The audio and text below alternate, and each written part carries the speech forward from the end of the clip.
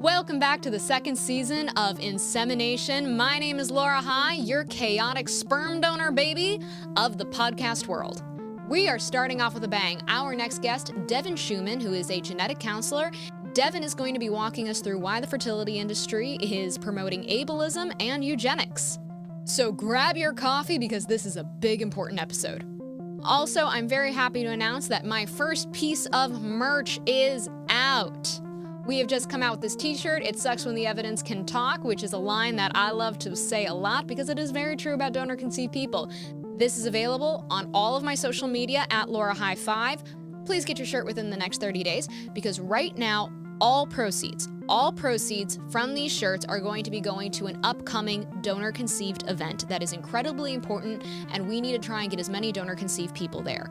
So buy your shirt and help the donor-conceived community. We will have more details about that event coming up soon, and potentially you may be able to be there to help support.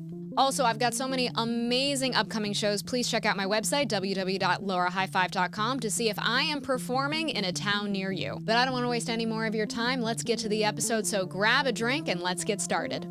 Welcome to the podcast, Devin. How are you doing today?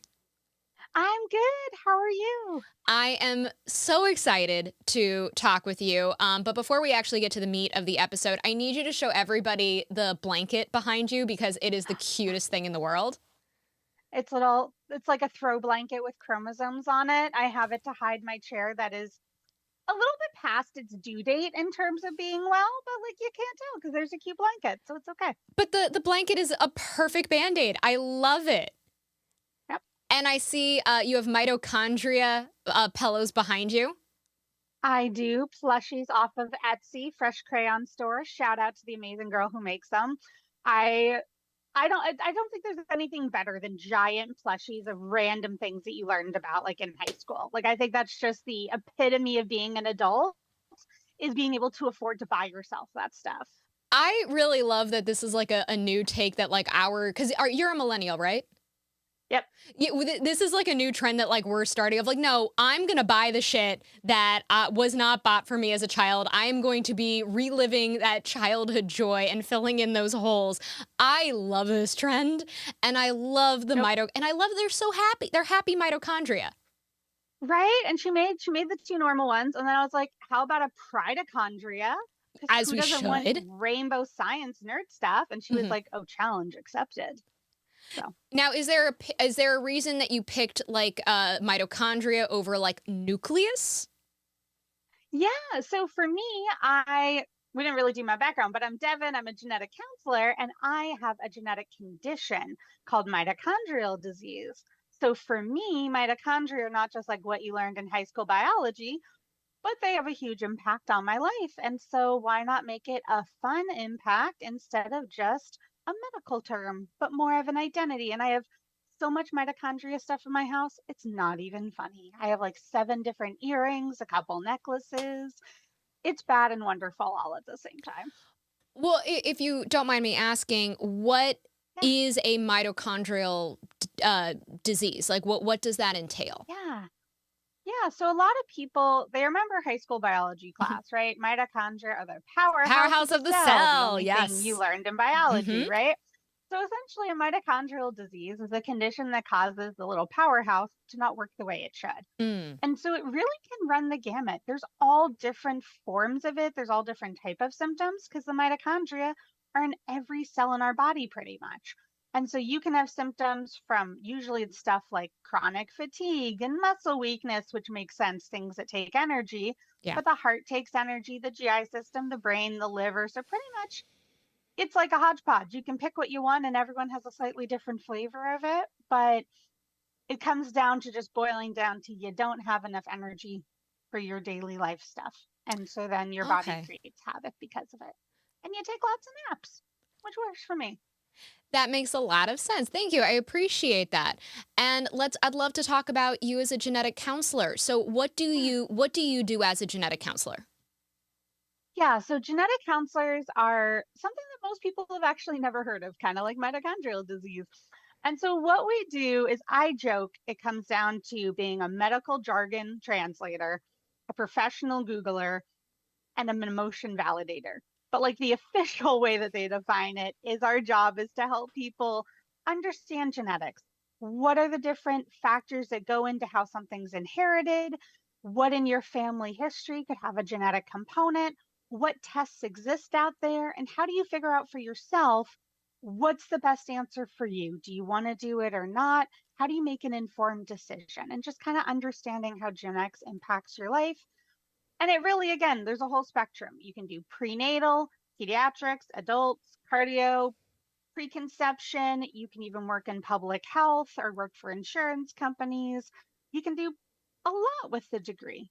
But mostly I just talk to a bunch of strangers on Zoom all day long about really personal details in their life and draw out their family tree and get to hear about all of their drama while I'm trying to look for the medical details. Ah, my God. Oh, so you get all the genetic tea.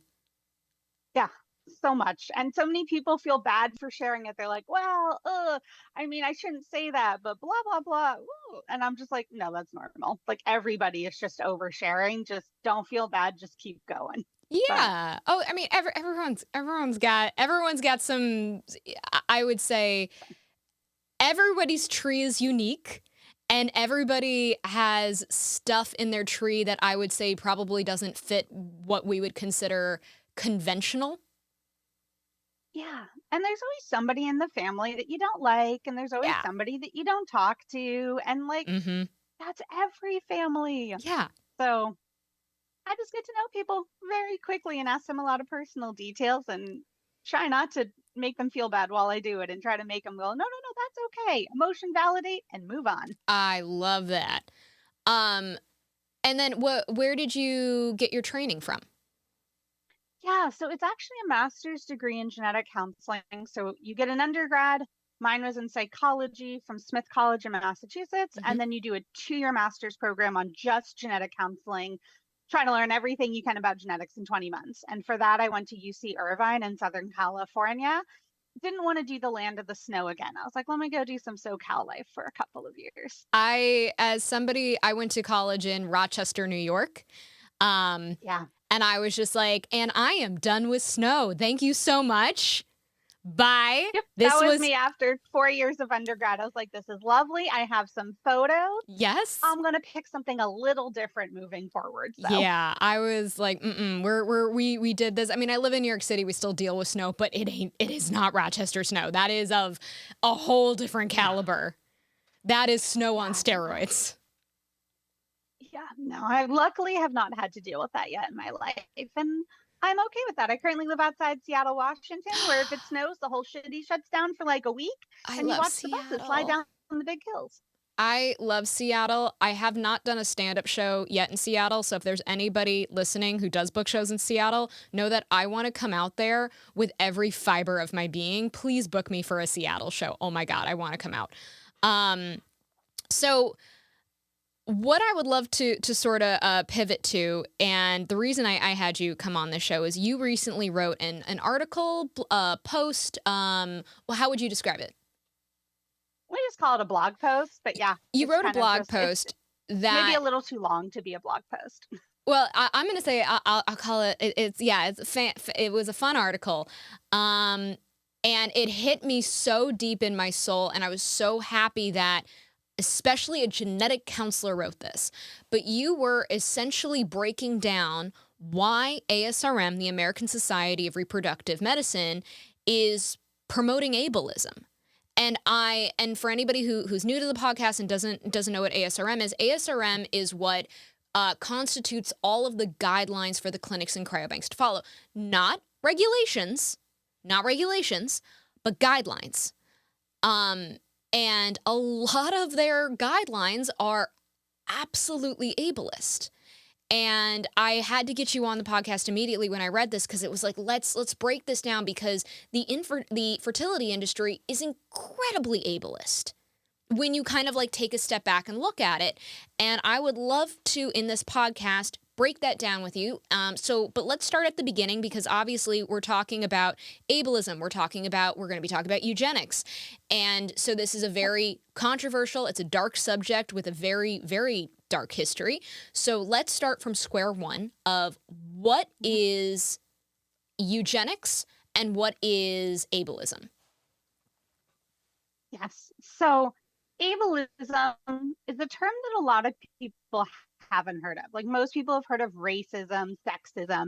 Ableism is that same category, but it has to do with how you approach people with disabilities or disabled people. And so being ableist is being discriminatory or being biased against those with disabilities or health conditions, etc. And so it's a lot more ingrained in society than I think people realize because people just don't talk about it. But as someone who's a disabled genetic counselor, I view it as my job to stand on the soapbox and shout about it at the top of my lungs because it is a huge part of the medical industry that we kind of view as like, oh, but that's okay because we're trying to help those people with disabilities Mm. by treating them with kid gloves or being biased against them and not supporting them the ways that we should. That's more of kind of like your everyday brand of what we're talking about. I think eugenics is taking ableism to a whole new level. Before we And with eugenics, yeah, before we move on to eugenics, can you give yeah, a example of I hope I'm using the right words, systemic yeah, ableism, because you are right, ableism is so yeah. built into our society, and I would say the majority of the population don't really know. What can you give an Yeah. example of like everyday ableism that just we don't clock as ableism? Yeah, I mean, I would say that one of the most common ways that I experience ableism as someone with an energy disorder is society's focus on you all being a productive member of society. And that, there's signs in all hospitals I work that are essentially shaming people for taking the elevators instead of the stairs because you have to set a healthy example for the patients. And Mm, that's ableist because I can't do the stairs as easily. And it's not that I'm being lazy, it's not that I'm yeah. setting a bad example. That elevator is an amazing accommodation I need in my life to make it easier to do my job. That's a very common form of it, is just our obsession with quote unquote health and being fit and doing things the harder way. Hike that mountain yourself with a 20-pound backpack on. Those little things are an example that I think of first because that's what I encounter when I work in hospitals. I'm just going to work every day. Yeah, this obsession with pull yourself up by your own bootstraps and taking away the community aspect. Yeah, or there's something wrong with you if you're on disability and you're not Yeah. productive contributing towards society. You're inherently bad, or that we need to make sure you're not abusing the system. Mm, There's a lot of ableism in that yeah. because you can be as someone who's contributing to society even if you're not doing it in a money format. Absolutely. Thank you. I appreciate that. I wanted to just make sure that like all of my listeners who Yeah. are like this is a newer, I would say a newer concept for them, just to make sure that like just so that we can all start kind of getting our heads sort of like churning in that direction, so we can all kind of take Yeah. part and start really recognizing and looking for those things. So then, Yeah. so that's ableism. Now, what is eugenics? Eugenics, the most simple definition, is selective reproduction or breeding for the embetterment of the race or the next generation, i.e., having babies to make the next generation, quote unquote, better. That is at the base of what eugenics is. Now, I've always had the understanding that eugenics requires like a systematic um Yeah. it's not just like a person. It is like an industry. It's a system, government. Like it isn't just a couple of like just random like people. Like this is it does require. I'm gonna say some. I don't know what the right word is. Authority of some sort. I see what you're saying. Yeah, it's a policy, Yes, it's a something. position. Yep. Yeah. And I think that's where most people draw the line, right? Because technically, if you take that definition of eugenics, using reproduction to make a better generation, we might be like, hey, every little personal decision we make when we find a cute partner could fall under that umbrella. So we had to kind of, I think people had to decide, where do we draw that line? When are we like ooh, this is eugenics. And for most people, that's the line. It's a policy, it's a societal norm, Mm, it's a government law. It's telling someone that you should be doing this or you can't do other things. That's, I okay. think, where that line gets drawn. So then with that, could you kind of give us like a little bit of a history of eugenics, of like Yeah. where that has happened in global history and, talking certainly we're talking about the United States. So, Yeah. also in the United States history. Yeah, I think a lot of people, when we hear the word eugenics, our brain goes to the big world moments like Nazi Germany Yeah. and the Holocaust. That's where we all, I think Mhm. a lot of us, that's where eugenics starts in our brain. It starts with that example. Yeah. But there was a lot that led up to that example in history. And the United States is actually the group of people that really took the concept of eugenics, which was first founded in Europe. It came here, it blossomed, it became the norm in our society America. in the 1920s through the 70s. Yep, it was the everyday, this is what it means to be American, to help the strength of the nation, eugenics. And then we went to Germany and we taught them our ways and we talked about how great it was that they're taking on what we've taught them until we suddenly were like, never mind, we are not associated with what happened there. But Yeah. to back it up, like, let's go to the 1920s, right? Yeah. What did every day look like?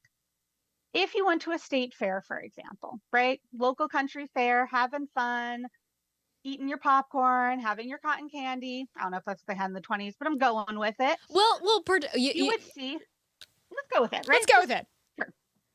What they had is they would have better baby competitions and fitter family ones. Kind of like you bring your pig to the county fair, you could bring your tiny human to the county fair to show off what a beautiful specimen they am, or your whole family and the traits they looked for. Is it a big family? Are they blonde and blue eyed and pretty? God. Are they genuine? Are Oh they God. generous? Are they well educated? That was the normal approach. And then on the flip side of Oh, that, you were Devin, having, it's like yeah, we're recording it's this hard to episode process at that. like noon and I'm like, "Oh shit, is it too early to drink?" That oh God, that's gross. I just want Oh, to give all of my followers a second to like yeah. digest what you just said because I know that I need a moment of like, oh my God. Yeah, you treat your family like you treat the zucchini squash that you're bringing in to show off, or Oh my the prize God. family pig, or your daughter. I mean, Yeah, it's the not a good look. no. I mean, it really just tells you where society was at that point, what the values were, how they looked at humans, and it's just Yeah, it's a oh my God. Okay, I apologize that I yeah. interrupted you, but it was No, just like God, I needed no. a moment to digest that one. Okay, please. Well, and I think it's hard because for me, I've learned about this stuff for years, but for most people, they've never heard of this before. And so it is, Yeah, you might read past that without pausing, but then you think about it and yeah, you're like, oh, so we gave that person's baby a gold star and we gave the other baby not one. And that is getting into those feels of just this is sketchy and wrong. And yeah, it's not a good place. It's not something that I think if we tried to do that in an elementary school today, people would get real mad real fast because yeah, that's not okay. yeah, Very opposite of the participation trophy approach to life, right? Like your baby has the good genes, you're the future of America. yeah. Yeah, it's not great. And that was kind of the honestly the best side of eugenics at the time. That was Oh God, the that was the better shiny it. side of eugenics at that was oh no, that's okay. So then So let's if you go to go from this the state fair, let's say then you go to the 150th anniversary of the signing of the Declaration of Independence. Eugenics, Society of Eugenics had a booth there that literally had one of those like tickers that said every 48 seconds an undesirable or defective baby is born, while every 7.5 minutes a high grade person is born. to highlight the need for eugenics in America. That was at What? our celebration fair. What? Yeah, it was so normal back then. Eugenics was part of the daily discourse that they were like, we need to raise awareness for all of these quote unquote defective people popping out babies quicker than the highborn people. I mean, it was bad and it was normal. Oh my God. Oh And my. so when you think about that being society, I think then when you hear about like the American sterilization laws that they had, where you suddenly are like, oh, that's maybe not this law that popped up out of nowhere and was an extreme weird thing. That suddenly fits into this daily society people are living in. You know what I mean? Yeah. Yeah. My God. Oh, And okay. it gets better. I mean, it Okay. doesn't. That's sarcasm. What? Okay. If you look at these, if you look at these sterilization laws, right? Yeah. They were around mostly from the 1920s to the 1970s. Though California was still getting yelled at for sterilizing female inmates against their consent up until the 2000s. Are you So serious? this Oh is my not all God. history. Oh, Jesus. 150 women were sterilized from 2006 to 2010 in the California penal system. But if you That's go back to horrific. California in the 1920s to 70s, they sterilized over 20,000 people.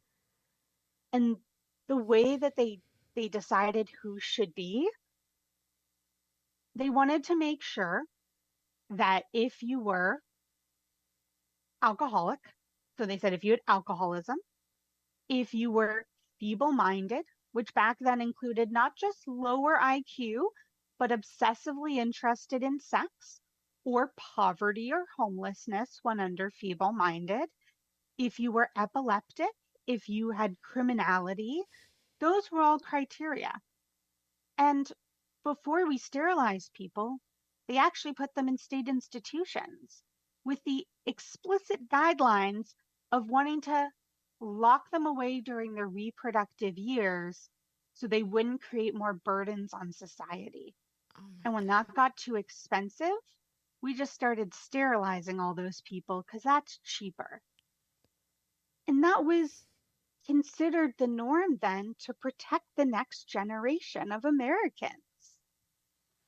Like, that was America. And we were the pioneers in this race in betterment, locking out immigrants from bad parts of the rest of the world, sterilizing the people that were here, putting them in state institutions for things like having children out of wedlock too many times. And then we brought all of those ideals to Germany. The California eugenics leaders, the Rockefellers, who were involved in this, by the way, they funded some of the first eugenic movements in Germany. They were American funded. And they bragged about how awesome the Nazi Party was in their embracing of these ideals. I mean, they definitely backtracked that later, Yeah. but before they saw where this was going to go, Americans, we were proud. I say the royal we there. I am not proud No, of I what we were understand. teaching other people. Yeah. Like that's eugenics in America. It's not a paragraph in your textbook about Europe or Germany. It's sterilizing 40% of Native American women in this country, a third of women in Puerto Rico. That's our history. Yeah. It's bad. I knew pieces of what you were saying, but there was a lot of information that I was missing. Oh my We don't God. talk about it because it's not a good look, It definitely takes a right? bit of the shine off of the Star Spangled Banner, that's for sure. I mean, when we talk about the current fight right now over Yeah, American history textbooks, which would be its whole own podcast, of course. that debate is coming down to stuff like this. Yeah. People not wanting to reckon with the very negative parts of our past that, to be honest, is still influencing us today. Yeah. And it's not like we were like, oh, no, we no longer associated with this, so it's over.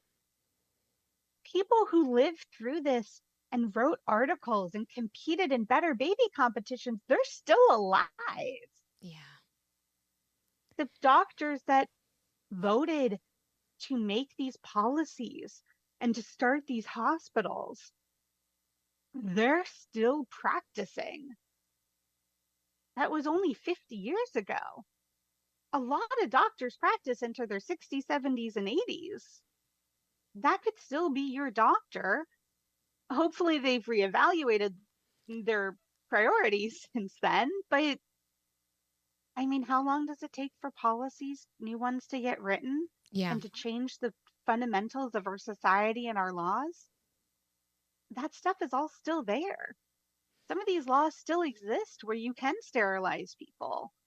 Could We don't you elaborate on that a do it little bit much, more? but so example like California, there are still laws in California, Virginia, these other states that say feeble-minded quote unquote people shouldn't get married. Connecticut had a law that said that. You are still allowed to sterilize people that are under the protection, quote unquote, of the state, the state is responsible for them. So prisoners, people with intellectual disabilities. When they went to court over these cases, it wasn't that they struck down the sterilization laws, it's that they struck down who they were applied to. That was the court case in the 2000s of like you were applying it unnecessarily, not that it should never happen at all. There was one United States court law, Buck v. Bell, that was the case study Virginia made, where they took a woman who they labeled epileptic, even though she'd never had a seizure, because her mom was feeble minded because she had children out of wedlock, so was in an institution. The daughter was adopted by a couple, the husband was a police officer. When she got assaulted by their nephew, they put her in a state facility for the feeble minded. And then they had her baby declared that as well, so they didn't have to take care of it. And that was the test case that the Supreme Court said 3 generations of imbeciles is enough. It's legal to sterilize people in these scenarios for the benefit of society. That law's still out there. It still gets cited. It's still in our history textbooks, but also in current law practice. We haven't got rid of it yet. That's we overturn a lot of bad laws, right? Like Yeah. there's a lot of things we have. That's not one of them though. We That's haven't reckoned with that history that yet. is vile. It is. And I mean, it's obvious it's vile. Yeah. In the trials for the Nazi leadership, they cited it to defend their actions. And that wasn't enough for America to be like, all right, let's get rid of this law. Like they cited us as their justification. No, we still have it. Like it's bad. Yeah. And I don't know if it's because we just don't want to talk about it or if it's because some people are still like, well, it has its place. I honestly don't know. That's something I think we have to answer as a society. I mean, I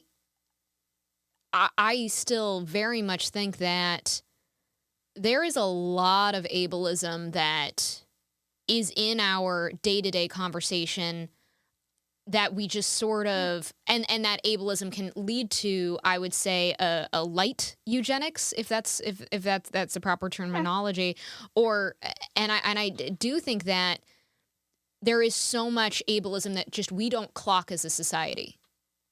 Yeah. And Um, I would say, to me, it comes down to like private personal decisions. And again, that policy societal. yeah, Looking back at those societal decisions, we're like, nope, those were bad. I yeah, think most people can clearly say No, thank you Yeah. to all of that. But like you said, if you're talking about, let's go with who you're dating, right? And you're like, ooh, I'd make cute babies with that one. Or I want to have a partner who's really smart because I struggled in school and I want my kids to have a better shot at life. I mean, that's eugenics light. That is saying things that are talking about the betterment of the race. And there are still many religions that believe it's part of their duty to have many, many, many children to help populate the quote unquote good people. That is, again, technically falling under eugenics. The quiverful But I also think, movement. exactly, Yeah. quiverful. That's exactly who I was thinking of. I was just blanking on the name. Would you But mind explaining what the quiverful movement is for anyone who is like, what does that mean? if you Google it, you'll find a whole lot of interesting things. Yeah. But I guess the short version is it's a subset of Christianity where people believe it is part of your duty or your role in life, in your worship of your relationship with God, to create more babies, i.e., to make like a quiver, which is like one of, I don't know, the thing that you carry on your back when you shoot a bow and arrow, where you Hmm. keep all the arrows, to make a lot of those arrows, aka children, for to be a champion of God, to help promote your religion and to fight in the battle for good, Yeah. essentially, is my M- understanding of Make it. as many Christian soldiers as you possibly can so that you are quiver full. Well, I would love to thank you for Yeah. really giving us, like, kind of walking all of us through the history. What I would love to pivot to now is talking about why we are claiming that the fertility industry is ableist, talking about their history of eugenics and things that, and I would say really giving a different perspective to the recipient parents as to why this industry is ableist, because I think a lot of people are that will give a lot of people pause, going like, how is it ableist? I don't understand. Yeah. So ASRM, right? Hmm. If we take their guidelines for donors, I think most people are like, hey, it's a medical guideline. It's some good tips and tricks that help to make things safer for everyone or make more optimal outcomes. And sure, there are some very important safety things in there, like screening donors for HIV, right? Absolutely. Safe, we can all agree that's a good thing. But when you start to think about, let's go back in American history, better baby competitions, Hmm. and then you look at donor profiles. Yeah. A lot of those feature baby photos and a list of their positive traits and their personality score and their GPA and their family tree. Is it not essentially better baby and fitter family competitions, just in a different wrapping paper with a bow on top? I mean, they deny donors who are don't have a college degree constantly. Yep. If you are under 6 foot or 5'11", nope, can't Yep. be a donor.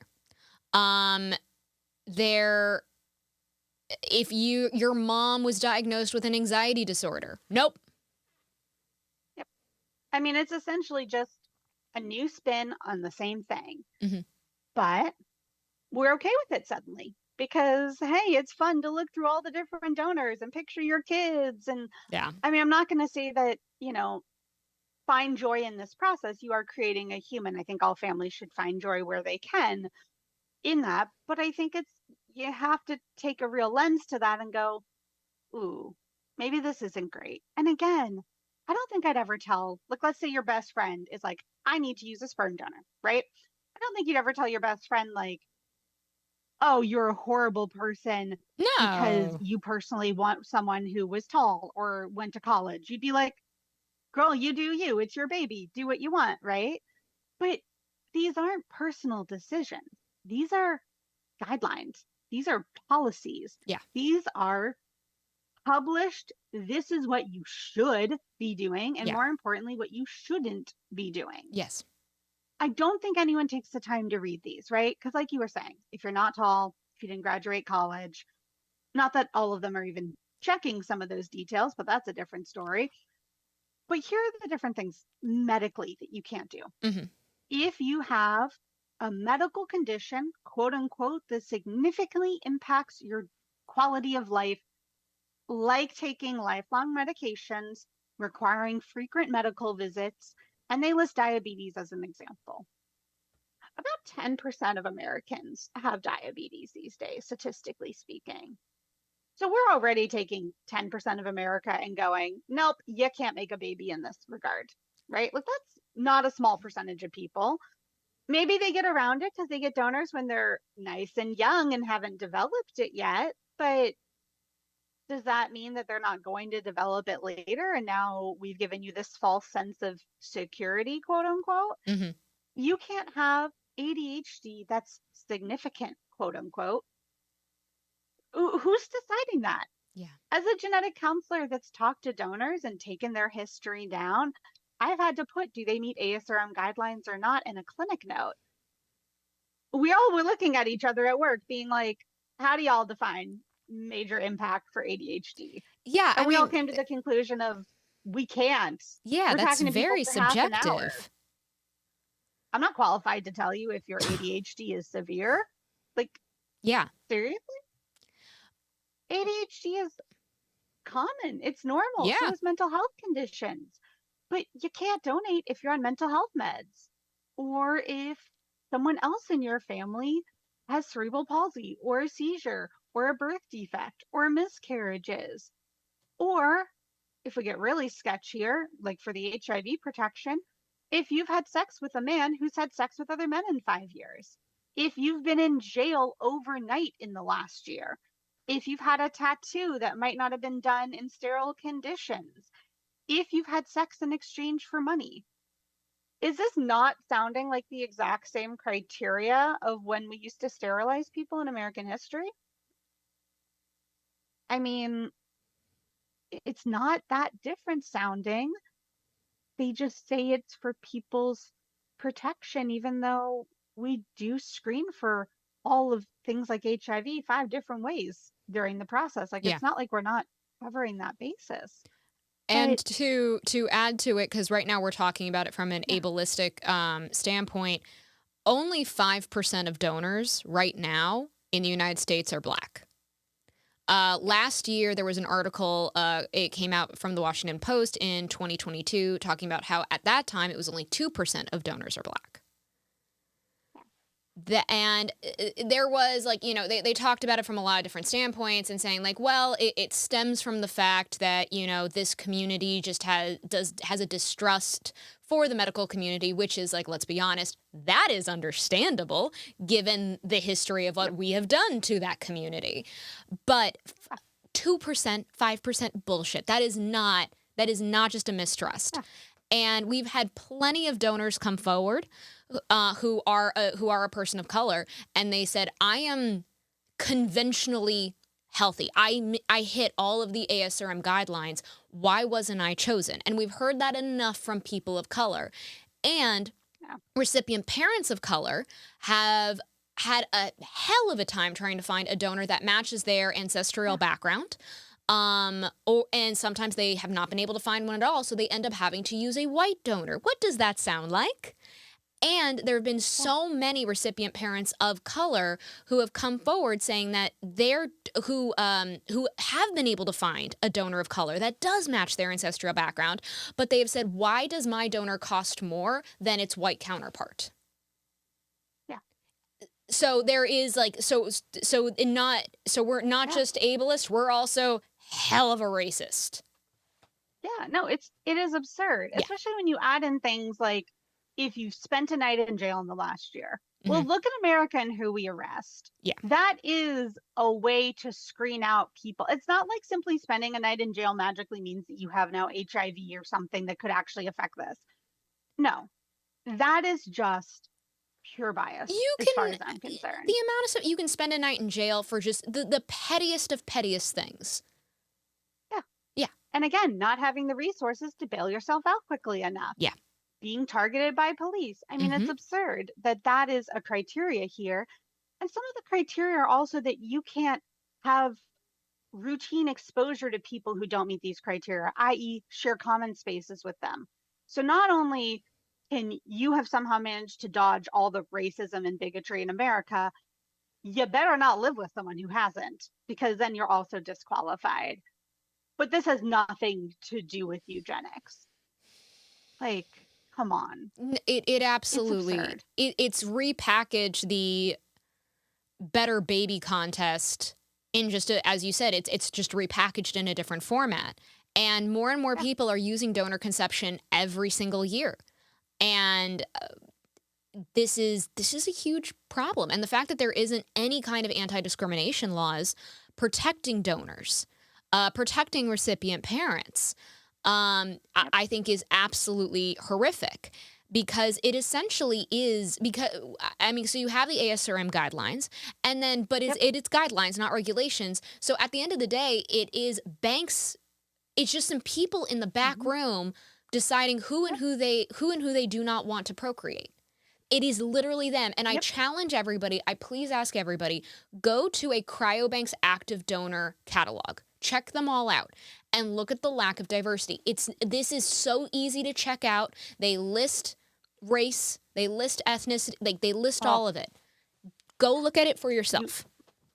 you want to be really upset? Look at Seattle Sperm Bank and how they categorize race. It gets me every time I see one of their profiles, because at the very top, right, it has like the date of birth, when they did it, the basics, Mhm. and then it has the little racial boxes and it says Caucasian, not slash white, just Caucasian. Then it goes black slash black, Asian slash yellow, other slash red. Like, let's just pretend that we somehow didn't know the racial history of calling Asians yellow. Like, that's a very well documented derogatory approach. Uh, And it's still in 2021, 2023 on their profiles. That is what's getting sent to these families. That is part of this child's permanent record forever. Oh my God. For anybody who is listening and you do want to see that, we are showing a screenshot of it right now on the YouTube video. So if you do want to see it, it's right there for you. Yeah, And they don't even have the decency to put Caucasian slash white. It's just like, well, we all know those are white people. Everyone else we have to clarify. I've Like, heard I've heard of multiple cryobanks doing this where they have different cap colors for like different races, and it's just like, guys, guys, we know what this is.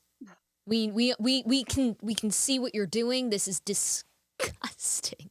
And then you come back at us, and what upsets me is they're like, well, there's not enough donors of color like applying to be donors. And I'm like, yeah, okay. I'm like, you know what? Let's run with your theory on this one. Why do you think that is? Why do you think maybe donors of color are not going to feel comfortable donating to your industry that has shown absolutely racist tendencies and also has a history of turning those donors away? But like, yeah, why do you think that is? Why? Maybe it's because you haven't taken accountability for anything you've ever done, and also you still have all of those racist roots completely showing, as we can clearly yeah. see. No, it's absurd. And I think again, when you talk about intent and Hmm. impact, right? They can say that they have good intentions, that they're trying to recruit people, fine, but it's failing. And what is that message sending, right? So let's say that you are an African American woman who needs to use a sperm donor. Well, what is it telling you when we say there are no donors that look like you? And we're saying that this is criteria based on who is who should procreate and who is the optimal outcome. When you're when people who look like you are disqualified as optimal outcomes, Yeah. what are we then telling those parents? And that doesn't just apply to race, that applies to being LGBT, right? You can't donate if you've ever had sex with a man in the last 5 years or a man who's had sex with other men. So, hey, LGBT people use a lot of fertility industry because that is very helpful when trying to make babies I for think them. it's like 60% of the revenue now in the United Yeah, States is from the queer community. Like I find it to be despicable that it's like the majority of the revenue yeah, is from the queer community, yet they discriminate from the queer community. yeah, That's exactly. Like, horrific. we'd like your money, but we cannot give you any options that look like you because those are not optimal outcomes. And they end up using And when you're, donors that are like really homophobic a lot of the times.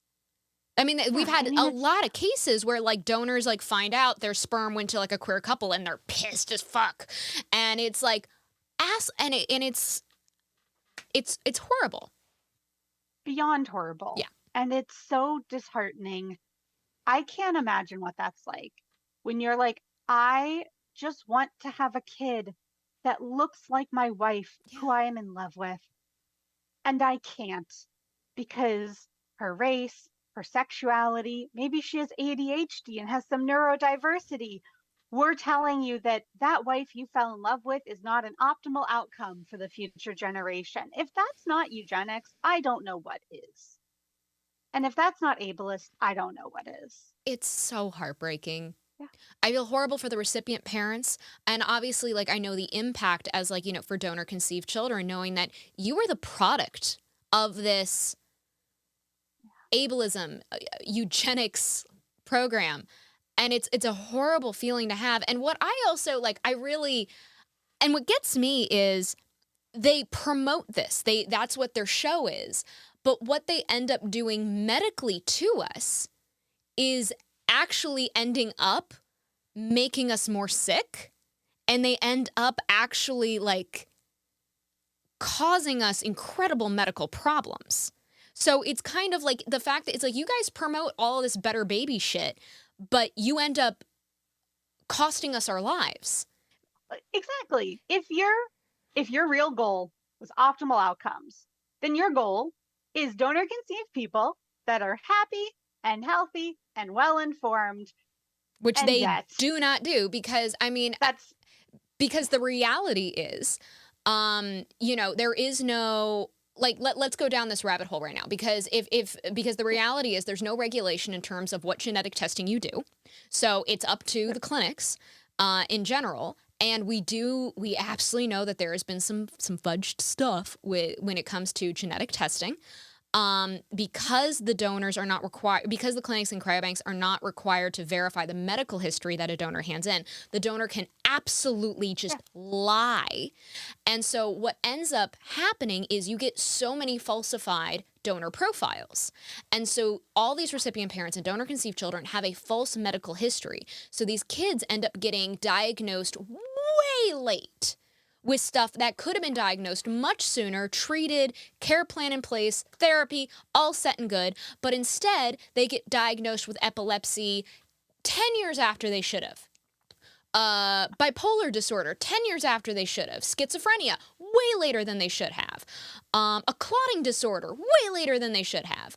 And it ends up putting the child's life at severe risk.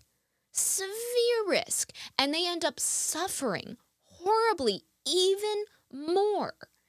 But I would say a lot of the advocates, what we fight for the most is just full disclosure. exactly. Stop turning away donors. Don't put your energy behind that. What we want is full disclosure. That's what we want. Because also with these donors are donating at like what, 18, 19, 20 years old. So a lot of those things that you would be diagnosed for, you're never going to be diagnosed at 18 years old for. Those diagnoses come in later in life. So if we have open ID from birth, we have known donors from birth, and we're able to have the consistent updates with medical history, that is what we need. Yeah. It is ridiculous to expect that you're going to find a 100% perfectly, quote unquote, conventionally perfect donor. That just doesn't exist. That will never exist. What is much more reasonable, safer, and much more ethical is to have known donors from birth who can provide constant contact and offer open disclosure, full disclosure. That is actually how you can have a ethical industry and one that actually is going to provide the best care for all donor conceived children. 100% agree. If what you cared about were the donor conceived children, Yeah. this should be a guideline of disclosure, not a guideline of exclusion. Oh, And perfect. as I've Perfectly heard you, said. and as I've heard you say before, you're creating people who then would not qualify to be donors themselves No. because you're not giving them the history that you then require of your own donors. I mean, I would Let's pause and think about that, guys. Yeah. Oh, yeah. No, donor conceived You people. are the optimum outcome, but you can't donate because that'd be bad. Oh, how many donor conceived people are not allowed to donate? I wouldn't be allowed to donate. I've been diagnosed with an anxiety disorder that I would probably would qualify as severely impacts my day-to-day life. I also have I'm getting rid of a tumor on my pituitary gland. I have, thyroid issues. But I still wouldn't be, but I also would not be allowed to be a donor because I have zero medical history from my donor. I was never given anything, not even a scrap of evidence. Why don't I have that medical history, fertility industry? Why? That's saying it's very weird that the people you create do not qualify to be donors themselves.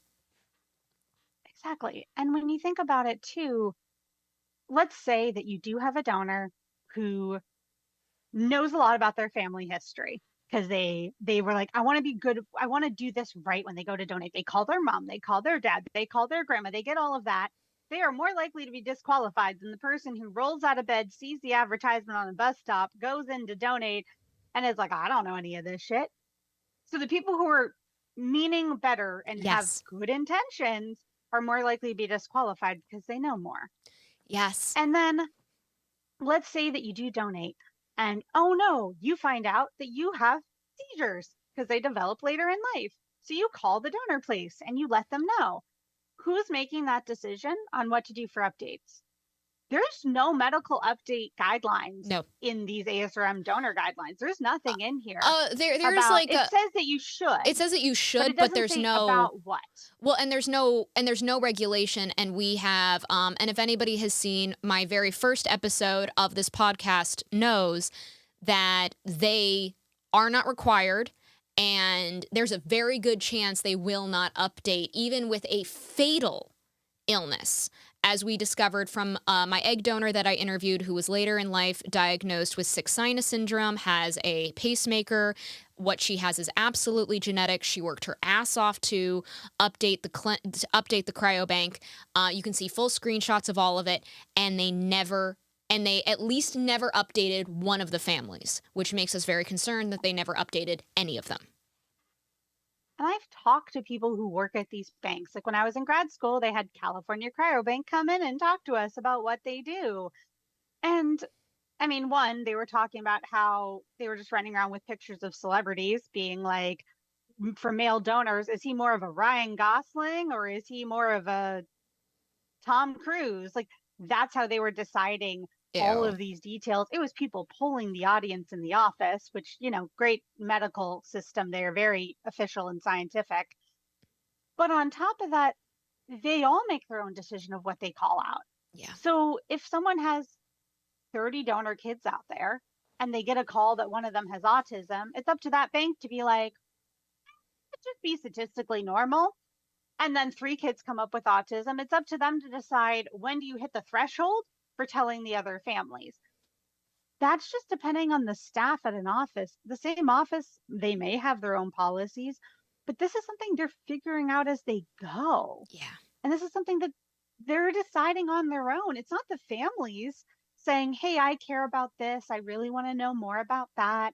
There's not ASRM guidelines saying, if it checks these 3 boxes, you need to call families. So we're just assuming that the random staff of these places has the training, the knowledge, and the same priorities as the families. Like that's just nonsense. It's complete nonsense. Well, and they refuse to listen to donor conceived people because we are actively in the trenches trying to be like, this is what, like, if you actually are trying to help donor conceived people, you are spectacularly failing at it. So let's actually like tell you what we need. And then they just go, no, we don't do that. Sorry, that's not going to be a thing. And it's like, how long is it Yeah. going to take for you all to catch up? And I do think what's going to end up happening, it's already the big snowball is already starting to form and, pick up more snow as it tumbles down the mountain, Yeah. is that as more and more people take commercial DNA tests, they're really finding out like what actually happened, the lies that were on the donor profile. And it's more and more cases are popping up, and more people are like, how the fuck do I sue this clinic? How do I sue this cryobank? And I do think what will end up happening is there will be a cryobank, a clinic that does go bankrupt. And that is what's going to send a message to the other places to like pick your shit up. What I keep begging and asking for is a clinic and cryobank to be like, step up, actively support donor conceived people. And I'm like, just profit wise, you will then be labeled as the ethical bank. You will be ahead of the curve.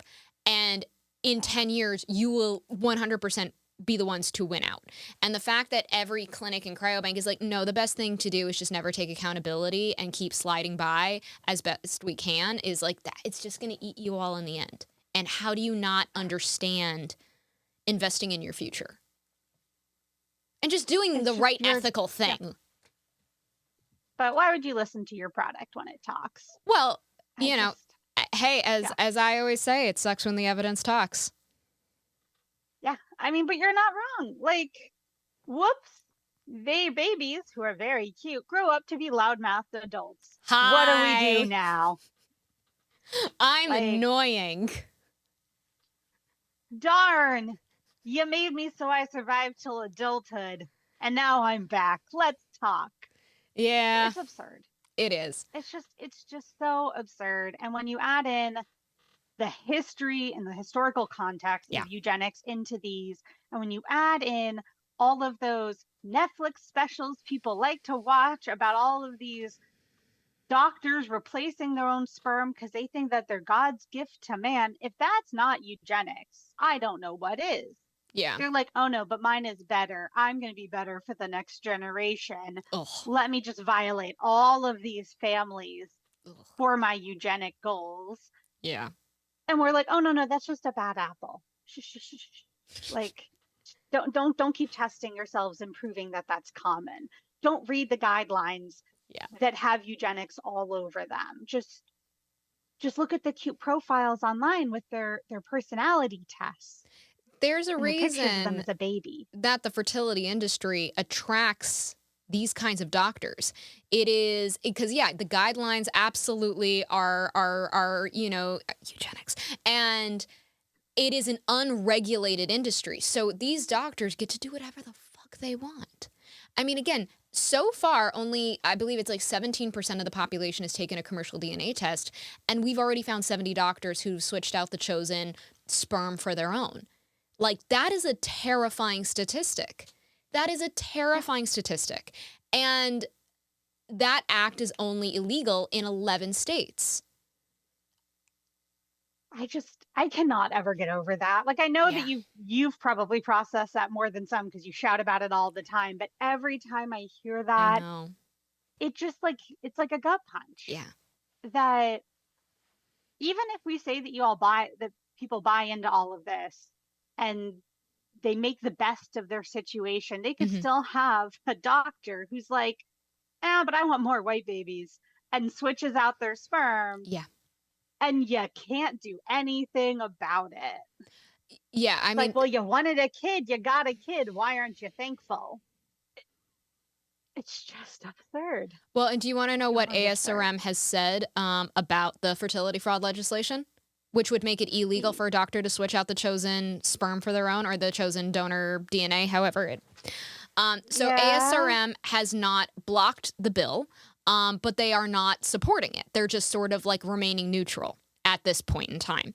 And what they have said is, why regulate something that doesn't happen anymore? Oh.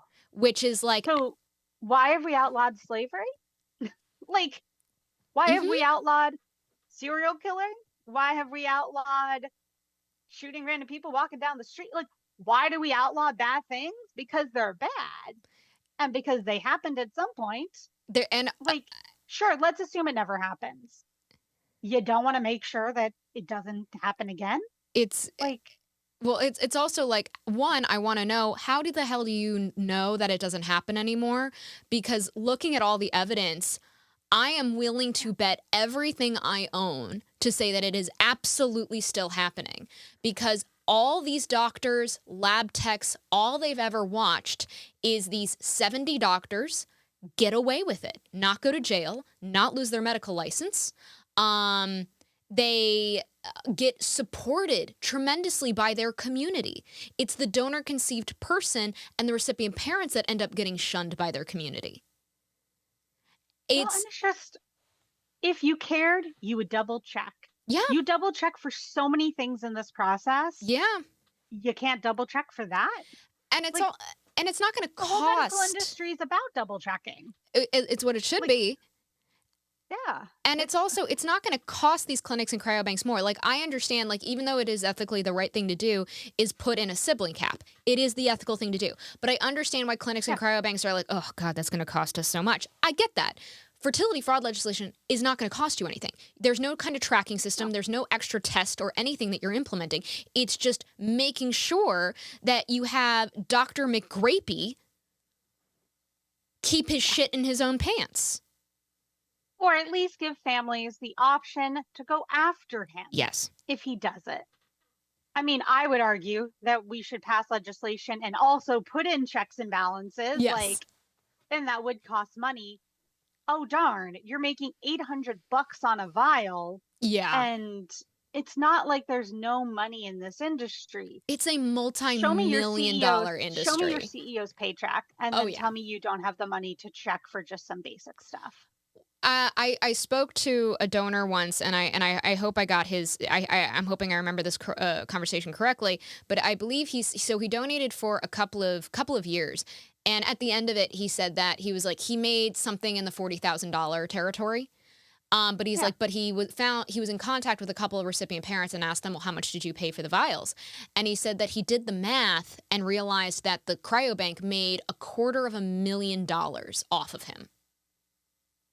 And if you had just given a fraction of that, let's say we gave 20% to the donor, 20% to the cryobanks, you still have 60% left Yeah. that can go towards overhead costs, checking to make sure things are done the right way. Like, You guys don't have that. Like, I know it takes money to run a cryobank because you have, like, obviously you have the doctors, the lab techs, the nurses, the receptionists, the custodials, just rent for the place. You have freezing costs, the equipment. Like, I understand, like, there's some money, but you don't have that much overhead. It's not that much to where we can't, like, go, okay, CEOs, you're not buying that second yacht because we're going to put in some actual safeguards that are going to actually be protecting recipient parents, donor conceived people, and donors.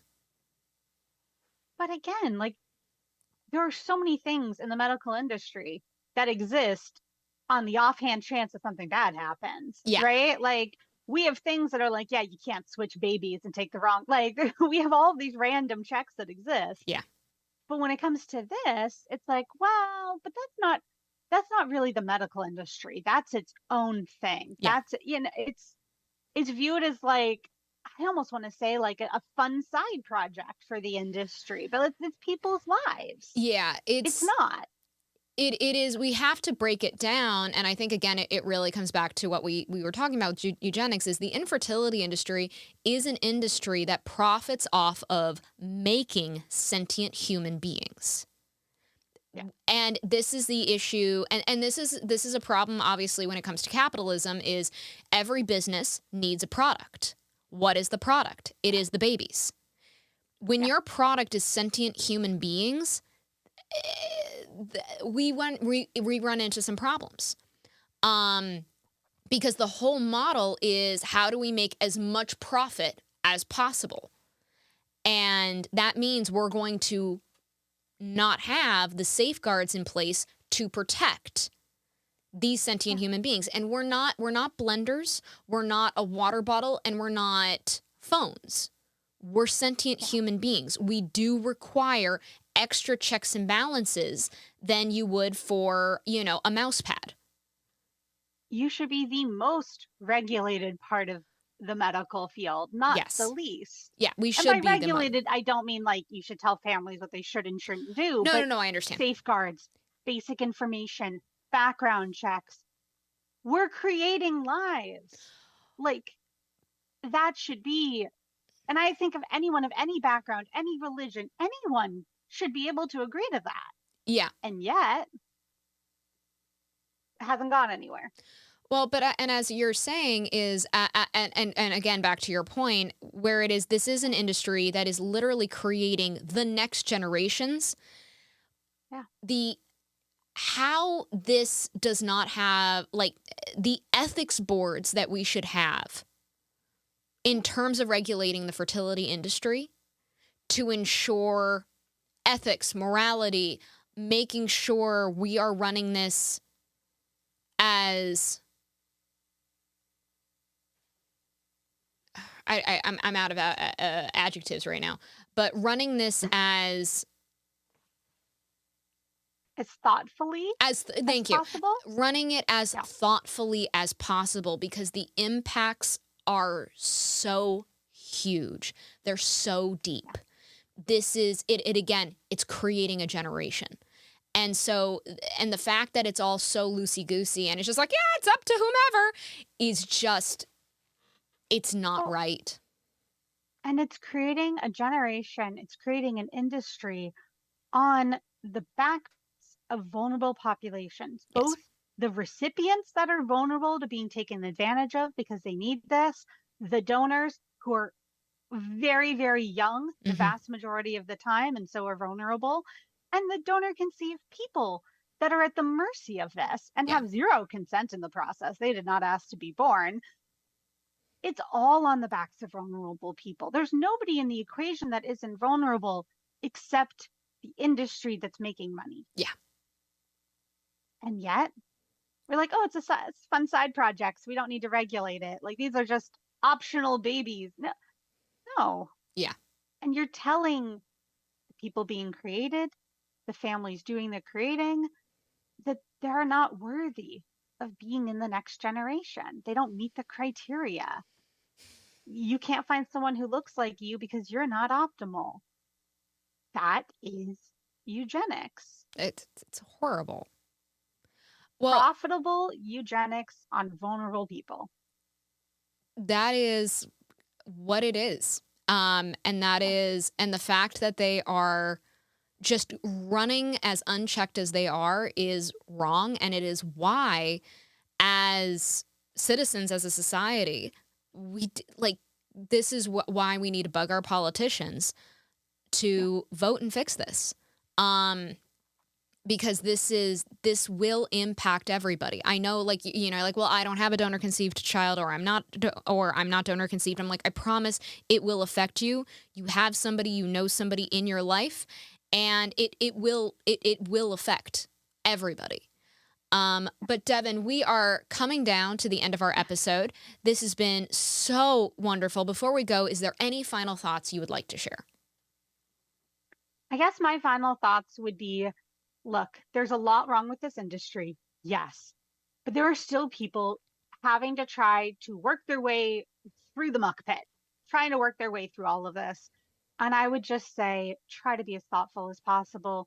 Try to talk to donor conceived people and learn from their actual lives and their opinions going into this. So you're going in eyes wide open, but also go find people like genetic counselors and tell me what your priorities are. Be like, hey, I'm trying to figure out X, Y, and Z. Can you help? Let's not just assume that these guidelines are gospel. Yeah. Pause, think, reflect, and try to do the best that we can in this industry. And it's sad because you see people on Facebook and other places trying to find donors other ways. And I'm like, ugh, yeah, look, I'm that's never so going to tell anyone dangerous. what to do. There's a lot of pitfalls there. Oh, I will tell you what not to do. Don't use the She'll say not to. Don't use the fucking Facebook groups. Okay, when we talk about lack of regulations, the Facebook group is it's pure lack of, like, there's not a single safeguard in place, and it is where all serial donors just go to play. Don't fucking use the Facebook groups. I know I have people in my comment section going like, but you know, there's so many good people in the Facebook groups. I'm sure there are. I'm sure there are good people, but you have zero safeguards to protect people from some very serious predators that I know exist. Yeah. It is not safe. And if those people who I know are in my comment section are like, Laura, support the Facebook groups, absolutely fucking not. You are showing that you do not support donor-conceived people. Donor-conceived people have come out in mass saying, don't use the goddamn Facebook groups. They are dangerous. And if you actually want to support donor-conceived people, you listen to donor-conceived people and you get this industry regulated. The Facebook groups are a lateral move at best. Do not throw more kindling onto them. That is my PSA. Counselor, I say 1, listen to Laura, but 2, if you're going to do it or you're going to use a known donor, please, for the love of your future child, go find a genetic counselor to talk to, be an informed consumer, require medical history, medical records, require the things that the industry doesn't. So at least you know you tried your damn best. And I'm all for known donors and using a friend, relative like that. I'm totally all on board for. You just have to do it legally. You have to hire a family lawyer from your state. Yes, get a genetic counselor. Do the whole thing. Just don't use a stranger you found on the internet. That is my only thing. Don't use a stranger that you found on the internet. Friend or family member. And family member realizing that out of context. What I mean by that is like you'll have the biological parent, then you'll have the non-genetic parent. See if you can find a family member of the non-genetic parent. It's what a lot of people do. They're like, look, I'm going to use my brother-in-law, sister-in-law. Yes, use your brother-in-law, your sister-in-law, your cousin-in-law. Absolutely. And Devin, where can inform consumers? Yes. And Devin, figure it out. Do not make this on a weekend fun decision. Don't pull out a bowl of popcorn and scroll through the Facebook or the donor profile. Yes. Use a lawyer, talk to a doctor, talk to people. This is a human. Spend time researching before you make one. This will literally be the building blocks for your child's body, and it will impact their entire life. You gotta look at it this way. This isn't about just you getting pregnant as quickly as possible. You have to remember that every decision you make right now will impact your child.